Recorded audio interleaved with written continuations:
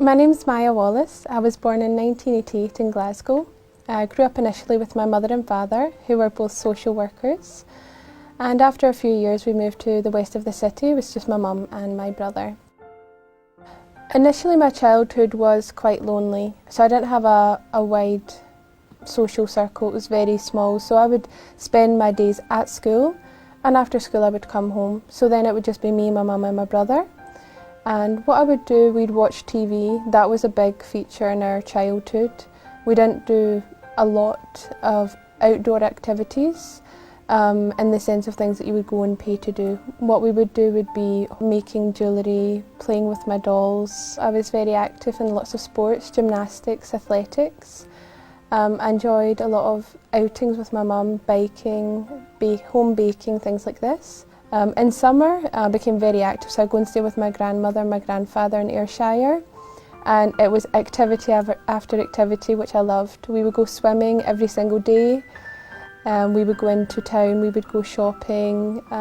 We would do more baking, which I loved because my gran is an amazing cook. I didn't have any religious views as a child. We didn't grow up with a religion, so there was no Bible in the house, no Quran, there was nothing like that. My family, my wider family, so my aunts and uncles, they're scientists. So a lot of the views that I had maybe came from them. So there was no impact, do I believe in God, is there a God? There was no such discussions. I found out when I was much, much older, speaking to my mum about religion, that apparently I used to go to Sunday school, but I have no recollection of that whatsoever. So in high school I took religious education, much to the dismay of my teachers. I decided to switch subjects because I wanted to learn a little bit more about religion. At this stage I had a desire to get some answers, not to adopt a religion, not to become Christian or a Sikh or Catholic. It was just to find the answers to these questions I had since I was a young girl. Now at school I didn't get those answers. The religions that they taught, they didn't make any logical sense, and I thought, why would I have faith? This is from God, because surely God should be able to explain to me simply the answers. So my high school didn't teach Islam. At the time, it was quite superficial. They said that they couldn't teach Islam because they didn't have a religious education teacher who'd studied that religion. Either way, I was happy. To me, it wasn't a real religion, it was barbaric. The Muslims were crazy nutcases. They were just people that would terrorise innocent people. They would blow up buildings. So for me, I was glad. I didn't think that I would ever become Muslim, that I would ever entertain the idea of Islam. So it's quite ironic now. I am a Muslim.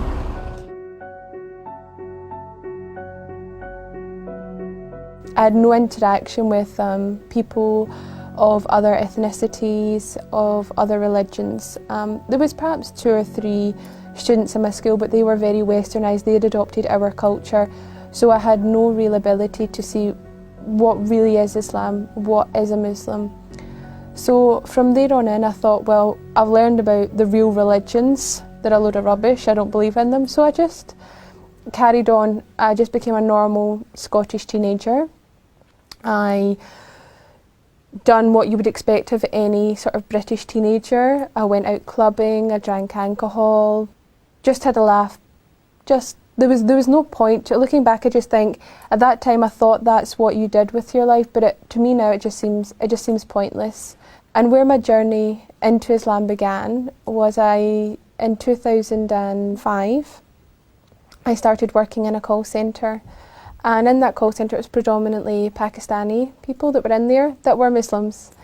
And they were not crazy. They were not anything that I had imagined, that the media had portrayed. And in actual fact, they became my best friends. And this is the first time I felt I had real, true friendship, where these people really cared for me, I really cared for them. And there was a group of us. So there was Saima, there was Shakila, there was Talib, Nabil and Atif. And it was us lot together, and I would just, initially it was just, I was interacting with them and we would just do normal things, go to the cinema, we would go out for meals.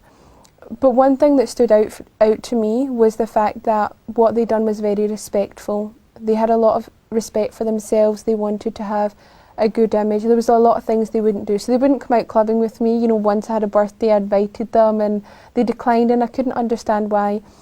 So slowly, it was just their behaviours, their mannerisms that introduced me to Islam.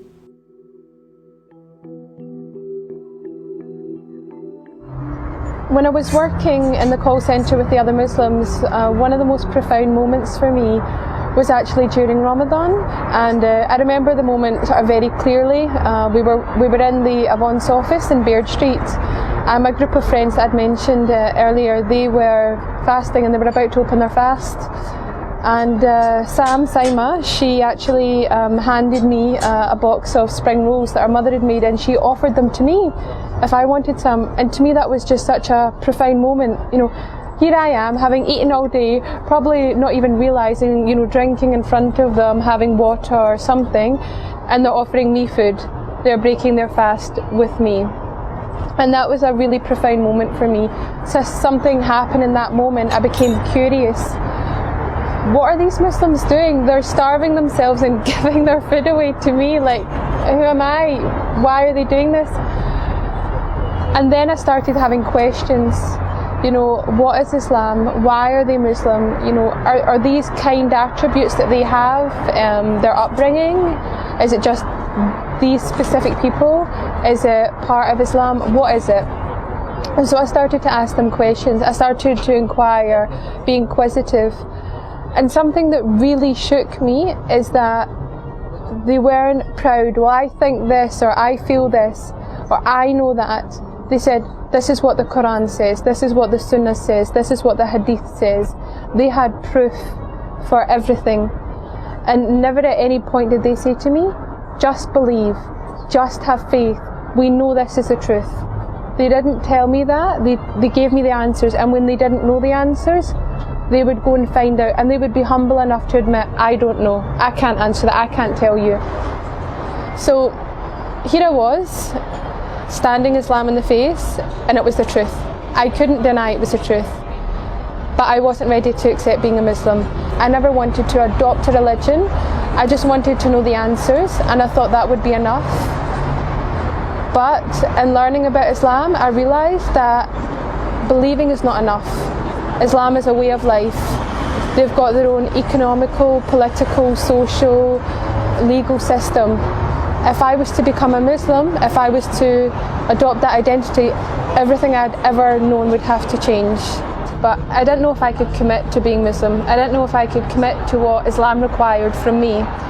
So I had what I would call a trial period. And I was going to try and see if I could do what Islam required of me. So initially it was simple things for me, like stopping eating haram meat. Being a vegetarian previously, that wasn't so hard for me. Then it was stopping drinking alcohol. Then it was stopping going out to nightclubs, which was a large part of my social life. I started to dress more modestly, so I went half of my wardrobe. And slowly, I realised that I was able to overcome these hurdles. But still I was apprehensive. You know, it was a lifetime commitment. If I became Muslim, that was it. And I wanted to be sure that I could give that commitment to Allah. And it just took a long time to get that courage, to take that leap, to know that I was doing the right thing, and that Allah would see right by me, and that my fears would melt away. And my fear mainly was telling my family, how will my mum cope, my brother, you know, my aunt and my uncle, they're not religious, my grandfather. And I think that when you're making such a huge life change, that you will start to imagine them reacting in ways that aren't even within their character, because you're just so scared, because it's such a big change and it's something completely different. So every Sunday, my mum would collect me from work and drive me home. And every Sunday I would try and muster up the courage, and before I knew it, we were home. And I didn't say anything. And this would happen week after week after week. I felt like it was never going to end. Sunday was my day of torment. But then Ramadan was coming. And I knew that I wanted to embrace my Islam during Ramadan. I wanted to fast for that month. I wanted to be in that environment. So a few weeks before, I just mustered up the courage and told her. And alhamdulillah, she accepted it. She just questioned why, but we didn't have a long discussion. We're not a family for having in-depth conversations, but I told her, and the relief, it just washed over me. It made me feel silly. I've been worrying all this time, and it went really well.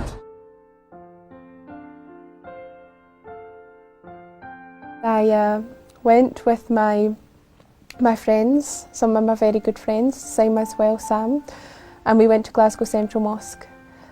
And I took my Shahada through tears of joy. We were all crying, it was so emotional.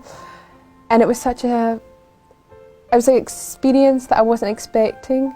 We went, and at first we were told to go to the study room, and I would take my Shahada there with the Imam. I wanted to do it properly. I didn't want to do it just with 2 witnesses, which is all the requirement. And I wanted to do it in the mosque, let everyone know, get a certificate, I'm Muslim. I found the answers. So we went, and the Imam sat me down. He started asking me strange questions. Why do you want to become Muslim? Is someone forcing you? Do you want to do it? And I'm like, yeah, that's why I'm came. Please just let me take my Shahada. So he just obviously wanted to make sure I knew what Islam is. I knew what being Muslim meant. And then that day, after I prayed, it was the Jummah Friday prayer. So we went and we prayed, and I remember feeling so nervous because of all the things I had learned. I didn't know how to pray Jummah. So I was standing there and my nerves, and I started to forget the prayers and the recitation that I'd learned. So I'm copying my friend, and I'm like, am I allowed to be looking at her at the corner of my eye? And we prayed. And that day was very emotional. The Imam gave a speech, and he was saying how there was a birth. That was me, which I found out later because I'm a revert to Islam. I'm a newborn in the eyes of Allah.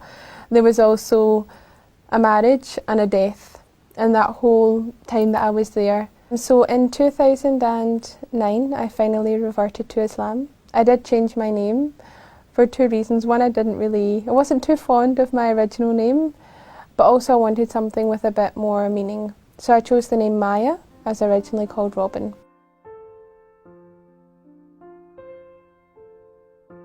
My journey to Islam, to becoming Muslim, was very easy. I had a lot of support.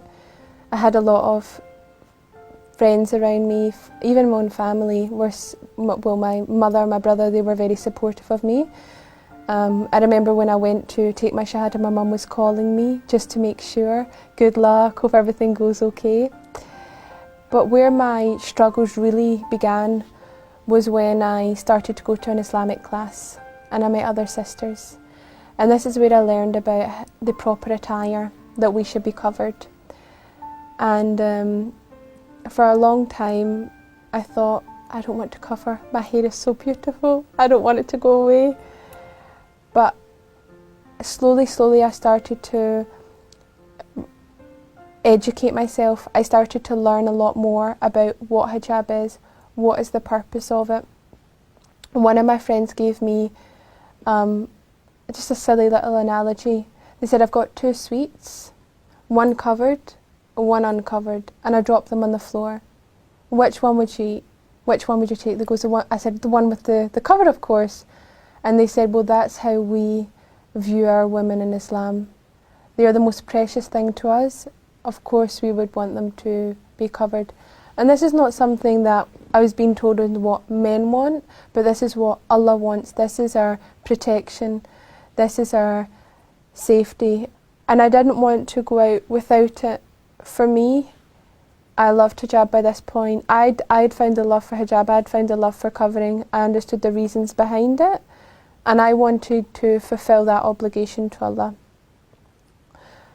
But I was scared to tell my mum. So I was standing in the kitchen and I was ironing my hijab, and I tell her I'll wear hijab now. And she got very angry and she was crying. and it was so painful for me. And she's saying, this is oppression. And at this point, I'm not eloquent. I can't explain to her. I have the knowledge, but to give it to her, I don't know where to start. I don't know the right place. And I'm just shouting back, no, it's not. So I remember walking out of the house and going to my back garden, and I was in floods of tears and I was crying my heart out. And I phoned Zara, who had now become my Islamic teacher. Mashallah, she's very good. And I'm crying to her, and I said to her, Zara, I have to take it off. I can't do this anymore. And she gave me so much comfort and so much love and so much strength. She said to me, Allah will never give you a test that you cannot bear. There will never be something in your life that you cannot overcome. It is there for a reason. So I found a lot of comfort in her words, and I put it on and I wore it and I left the house. And my end point with my wider family came when it was my graduation, and my mother and my aunt and my uncle came, and I was hiding from them. I was in my graduation gown. I was wearing this big black graduation cloak and a black hijab, and I was just all black.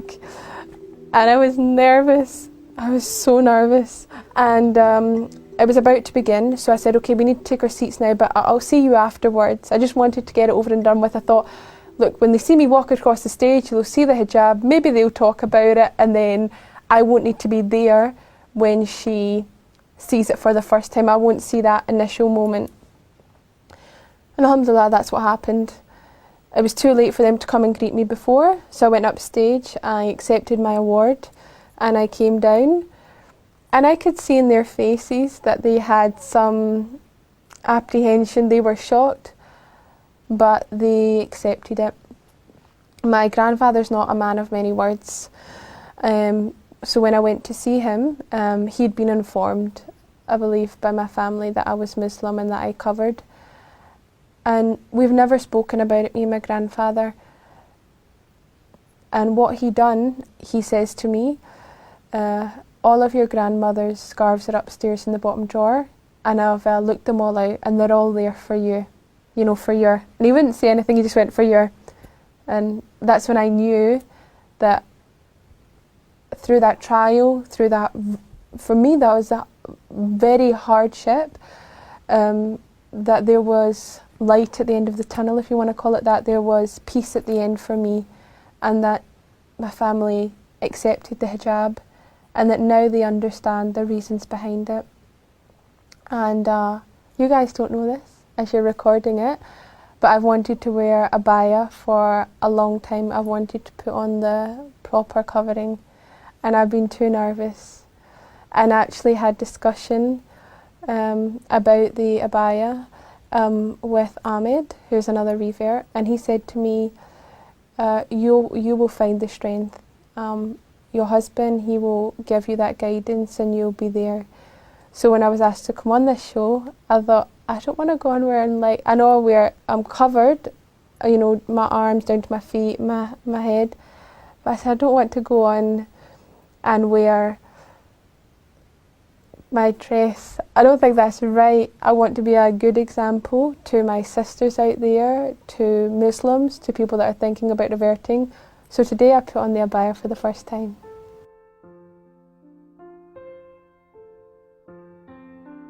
Before I became Muslim, I was a little bit apprehensive about reading the Quran. I knew it was real in Arabic, so I was a bit worried that, you know, little things, can I get it in English, which I could.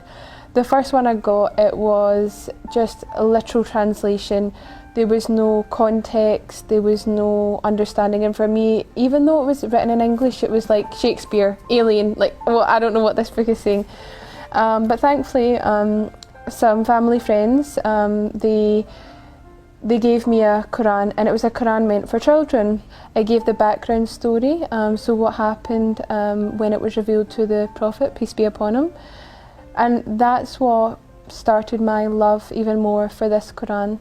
So now whenever anyone asks me about Quran, I say to them, don't be scared about reading it. You know, I'll give them a copy of it that I think would be a good one to read, because although every single Quran has the same words in it, some are very good at explaining it. And for me, my favourite part of the Quran is in Surah Al-Baqarah. It's in this verse that Allah sets a challenge for the whole of mankind, that if you don't believe that this book is the word of God, then just produce one verse like it. The same style, the same transparency. But if you can match that, then you can disprove Islam. And that had such strong meaning for me, because I thought of all these people that say the Quran's not real, Allah doesn't exist, Muhammad made everything up. They'll have lengthy debates for hours and hours, but they won't do this one simple challenge. Write a verse. How long can it take them?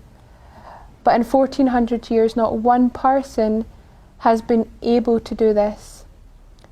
And the second part of this surah that meant a lot more to me, is that Allah goes on to say that you will not be able to write a verse like it. And I just think to anyone out there that's doubting Islam, then take this challenge. Come forth and bring a verse.